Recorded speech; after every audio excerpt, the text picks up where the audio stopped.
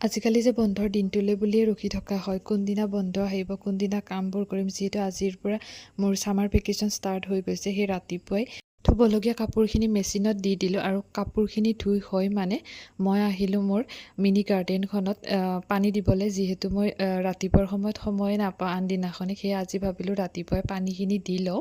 এইকেইদিন ইমান বেছি ৰ'দ দিছে নহয়, আমাৰ মানুহবোৰৰ দৰে গছ গছনিবোৰকো যথেষ্ট পানীৰ প্ৰয়োজন হৈছে। সেইবাবে মই যিখিনি সময় পাওঁ বা যেতিয়াই সময় পাওঁ তেতিয়াই মই গছত পানী দিবৰ বাবে চেষ্টা কৰোঁ। আজি মৰ্ণিঙতে দি দিলোঁ। তাৰপিছত গা পা ধুই মই আহি গ'লোঁ ব্ৰেকফাষ্ট বনাবৰ বাবে।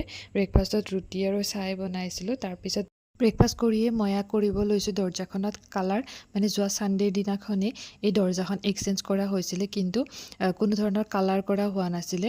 দেখিবৰ কাৰণে বহুত বেছি বেয়া দেখা হৈছিলে। সেয়ে ভাবিলোঁ প্ৰাইমাৰটো মাৰি থৈ দিওঁ। সেয়া মই মাৰি আছোঁ।